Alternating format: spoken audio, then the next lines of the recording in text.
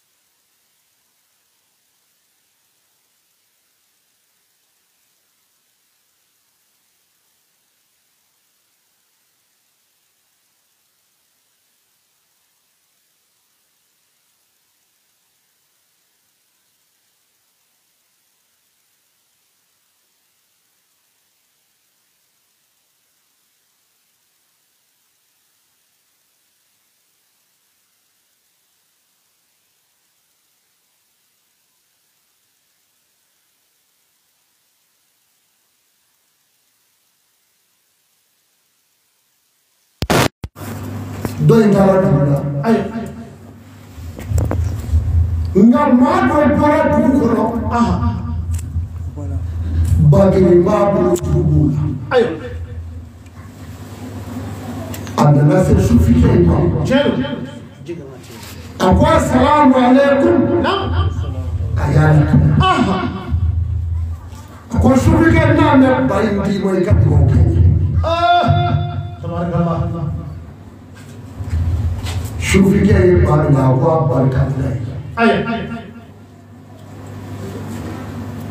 min yibada mo utara ay suffisait na mo dula anana basi yesu ay akwa kera chumodi ako dona na saraga do ko ga do kai ay akwi sora ka babu na wa ako ni abele ay akwi bese bari ko ko wa ako furuta ya me ko ko adumina siri juba Shufike tulingo nyame ijando baina ay baina fara se bani ya fatu dum ay kana shufike ya fatu ay afatu le no atoke ndo ode dale tuwa ay ayat ke alkiyamo ye borke kusra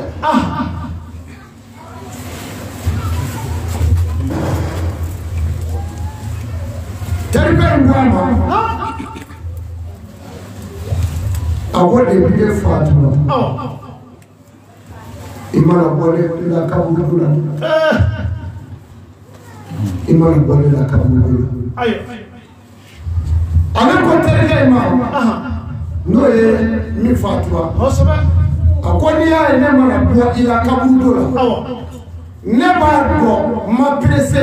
ne ba do e ni wa da ma ne ba do ne me bi ka kabudo la ya o kama ma presse kana aya akwa territoire ako e bi je ko na etage akwa kabi do mi nene sutara ka bɔ ise kɔrɔ ka na n ka kaburu kɔrɔ yan ɲininkali fila si ma kɛ ne la fɔlɔ fo n ye bani min mara nin ye. subhanallah Allahu akbar at-takbir at-takbir at-takbir subhan takbir la ilaha illallah muhammadur rasulullah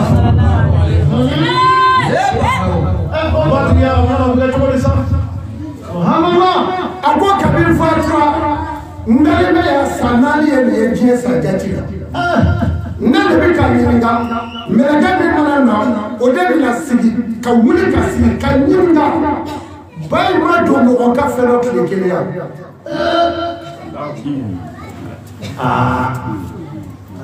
a ko bi tile kɛ ni ye o de la tɔɔrɔ bɛ ye kan fa n'o taara mɛlɛkɛ wɛrɛ bɛ na a ko ba min filɛ i bolo. Israel ka bani min to ta a ko bani do do a ye tile kelen kɛ minɔgɔ la he sigilen batriya ye ngo ye wala ba kelen bolo ni tigiya kɛ nga pariwari sirinden da ye fo ka bamanan da la dɔ bolo nka denbaya tilen tɛ kɔngɔ la tile na cɛ dɛsɛra mɛ n bɛ gɛrɛ ala la pariwari kun bɛ k'a dogo madamu bolo bon na mɛ fɛn tɛ cɛ bolo bi denbaya ma nasɔngɔ sɔrɔ u ye nan dun bi n'i bɔra su a la jisuma nka wari bɛ bon na naji kun kan ka dun min na an ma sɔn k'a bɔ kɛnɛ ma ye wari bɔli ye fo n'a bɛ taa don saga wuli la saga wuli laban ye jumɛn ye don ka n'i jɔ ten k'i dɔn k'a banna layidu wala ye wuli tulonkɛ ni kan bɔ saga wuli laban ye sanga ba ye han no meleke ndara awa meleke wala ben ni jo ko kura ako ala da jo aya ala ko kali sege ha ako bani ngi mange be kata tinda ka ban go kera bare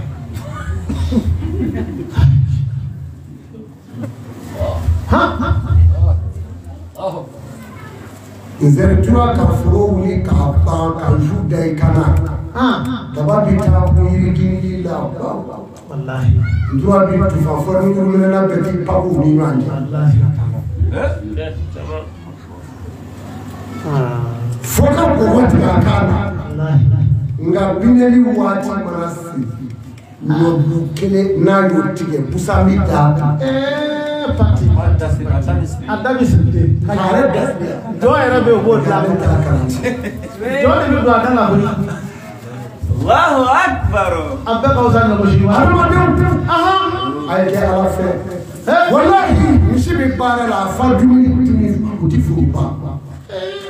misi bi etari du wuliye uti se ka hali ne tini tani ha misi ko ko te abiti da ka ko ni di ala ko awa wo chama yu ka baraji taji ni kuma bulu mi ka fo ni ya woni juma boro de ni te ku ni parce que era ta do ni ala be na ti ba ni esi na mo ni la kala sigala ni mi ka fi wuli bali wuli na ni na fa do jo fe o da ni ko ni wale be se fla ka jiya ebu ha Allahu Akbar o kambu ko ni ngani ko wati mana ke ma fo ma mi sufi ke ko mi lafia mi meleke do na ka mi ko bane mi ku mi bro aso yale bi subhanallah abara de ha al-islam wa ya jalla wa ala akaka wallahi sufi ke ko ma akoni mbede be edala ya wa akon me mi ni fe e bi ke ko no ma ni fe na do ke ni tumo wujuma subhanallah ha ko ma do ke do taka ko la sufi ke islam nda do ke kabuida anala shugo dala aya shawa be ron na ti aya akwa kira jindoma akonderke iga do ngene akwa nyini ngari nzira ko kosa aya akwa nga femenye we sera tu akwa zabani ya kaundiwe ya aya akwa nyini ngari tabi muso mu fatura nde mu fatura kunna do be wuli ku jo ko ku ira na ko ni ti dinga aya indi usure ya ako ini ni nyote la hala ya kitu ama fi kafiri muso kafiri che muso kafiri silambe che muso silambe odo afra akibi dugo kenye ya silatu teyono akenya na kijamina ya aya nini tigali kiti majela ikasiri nyana su nyana jaga nga marayi jeli isechi bladi ngofi wani kono kuya ibali la yujalisu ila sirati Allahu Akbar shabaru no alisalamu aywa bismillah akaka aywa bismillah akaka almani professeur aywa bismillah akaka dodo no chero ye musulman bado agarela musulman ko musulman ko kan musulman bolle ayo kunyame aha ile chero ayo aku mba to me mai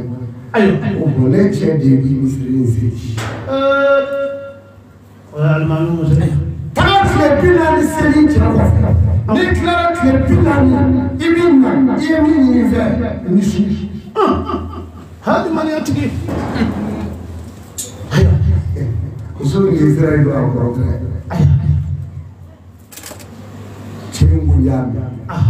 e ko trowa ako to ke mani klepina ni kala sa ka to la de wo seri che ko ay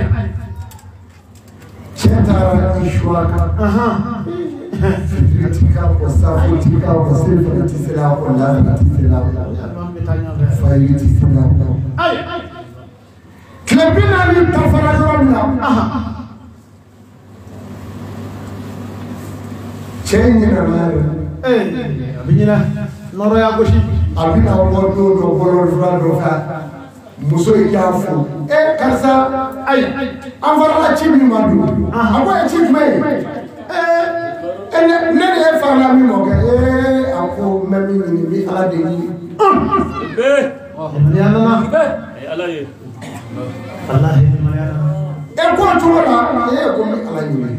ako no kera ye njamba de ako wallahi ya fama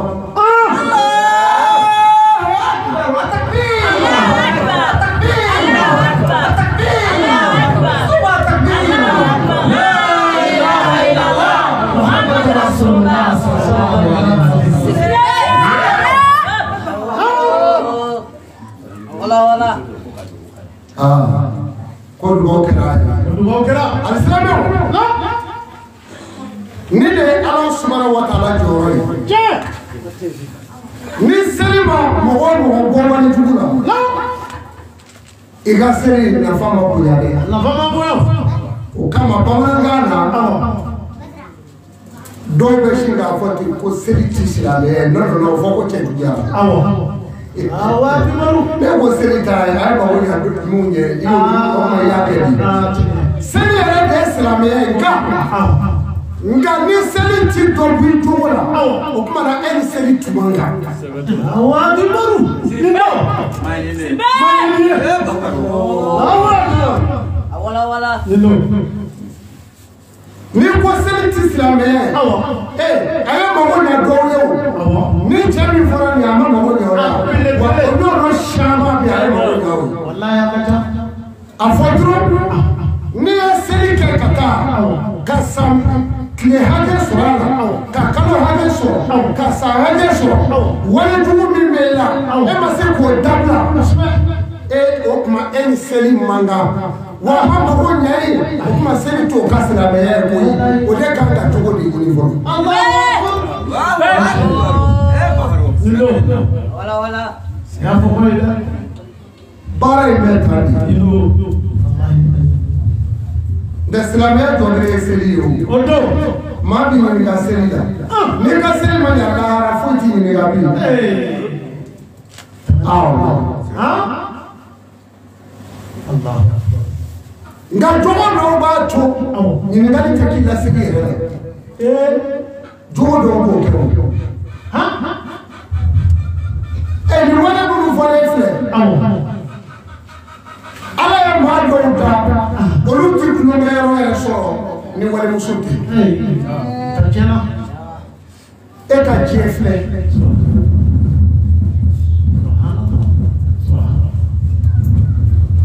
ala ko ale bi yafa jurubu bɛɛ la min y'a ja nka wale jurubu ala ko ale ti yafa o an ma ka yafa ni ala yafara i ye min muso minɛ ala kɔni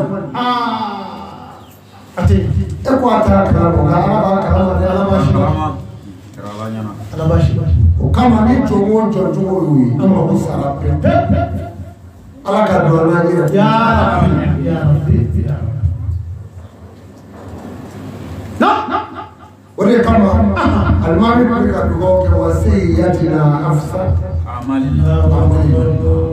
ko ala k'aw kisi an yɛrɛ kun tɔɔrɔ ma an ni tɔɔrɔ n'an n'o ka baara kɛ kan n'o y'i cuwo man di dɛ wale kungo kadu ga yera kungo do ga wale kungo ala ka ngishi anni duwo ala ka do anni duwo ala ni ala ki babu salli ala al-islam ni ko me ni to ina asra mamulu tara ala ka hina no ya ko ala ka hina jati ni mami ya mi ka fo ko la harati ala kida ala gite tana halaki men gado ni mami ya mi ka fo ko la harati ni galiti ay ko ma ti ya fo ko la harati ala kida ala ti mami ne iku fi da iku la ma ki ta to ka ti je wala be ala to ke ala ka saru o ma ali saga fala ta to da ala la an fa Allah baharo sikatena fese ni mo wa ni goro ko ni ngalite wala ala te wala ay ko ya fo de ko lahara doti alikiyama be dole esi le be yawo ima sa folo ima kama ho hali kunu alamisa ojazi kero ibo korodo ma don susira kunu ataka sura hali ojazi kero ma don susira ataka sura dola kana eni ne be kirina ya yo bale ya oje ya foro susi tombe abika don susi sisa je foro sisa Allah ukakiri mabaya ai ko amani ko be makala ko kata ko kiri blara kalu wala wallahi ko do yira o ko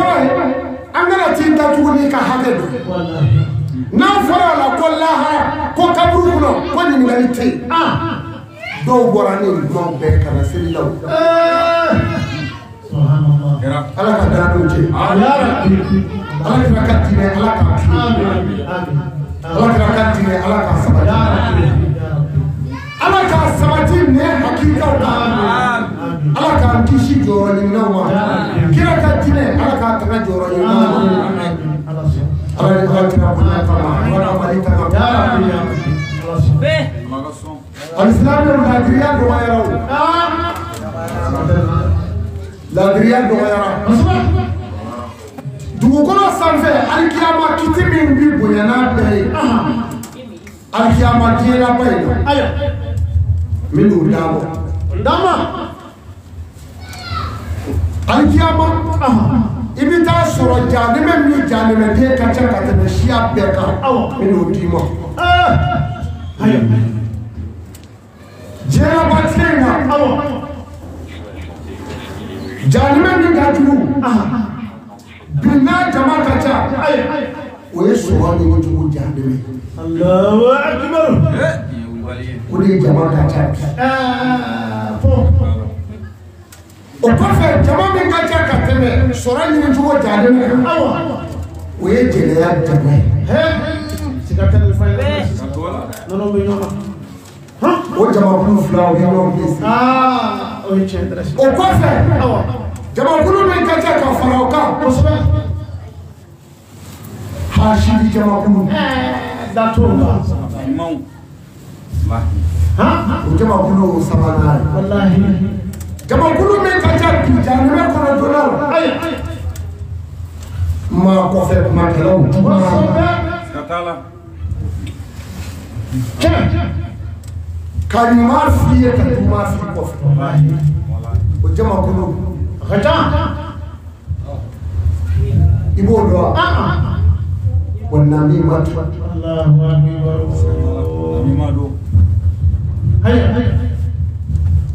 ka hɛrɛ dun jɔn bolo ka da jɔsi kɔfɛ kuma mana wuli k'i bɔsɔ dɔrɔn an y'a kuma mɛn nka ale yɛrɛ ye dɔn jɔnmɔn jɔn ye hɛrɛ kɛ jamana in kɔnɔ jamana in bɛɛ ye a mɔgɔ ti cɛ fila sɔrɔ min bɔra ka wale ɲuman fɔ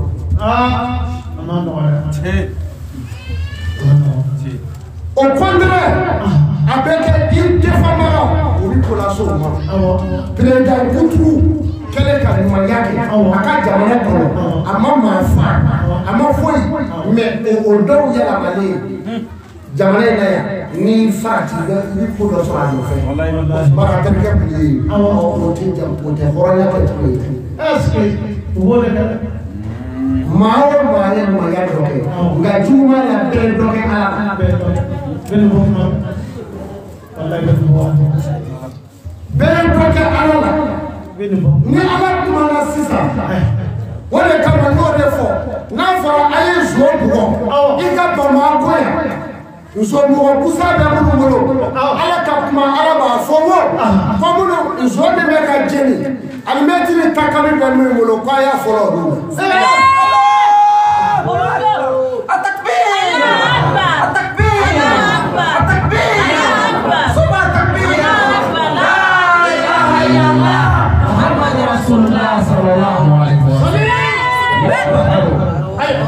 bari mun kama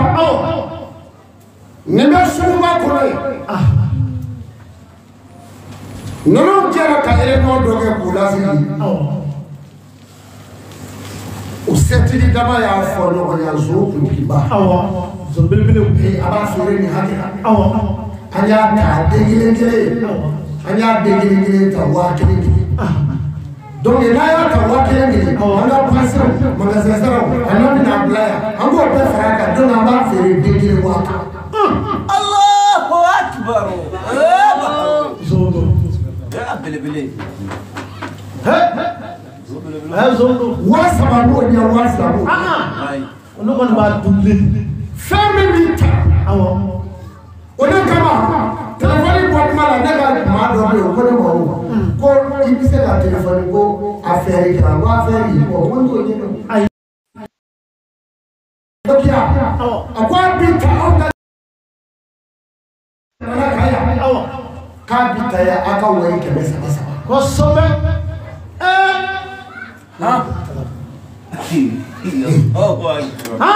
n b'a sugu jumɛn ko minisandisi ninnu o y'a den kelen ka ne ka magasin sara a den 100 b'i bolo ka na i ti kɛ silamɛ ye o de kama la y'u jawezu ila salata sunna jahannama khalidina aske wa sokuni zodo afima do zodo wallahi no ma fa ka de awam atay nasayoro la jamati soro sisa jamati soro ate soro ama tomati ndugu ya cheni na asori e malima ko e cheche do e ba fara shima do e frontiere gere yara silbe suba takbir la ilaha illallah muhammad rasulullah sallallahu alaihi wasallam what you do wallahi quand on mobile mi pièce bombe machinesi o de pièce kacha i kora do ko ko ni mo se ni kalite ya lu nye wolo foro he ni ti soro o nga bi mi ti soro nga ma la je jafa ni do ni famo fe ati soro o hake o de lo me mo o kana o tu na no joni pine ku bi butiki dakere zoji uso meka zoji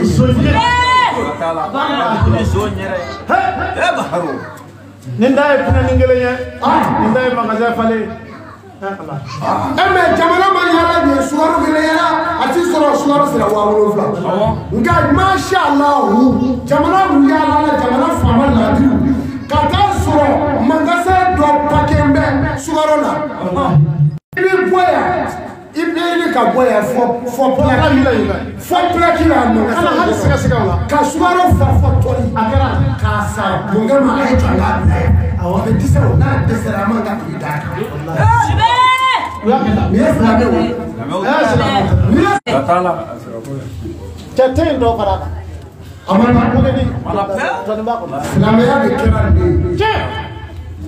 na ya no fa tuwo wallahi n'a ye n'o kɛ cogo o cogo an k'a gɛlɛya k'a d'u ma o kama tile sira bɛ o o tuma na wulada kɔni sera bi baro an b'a jɔ yan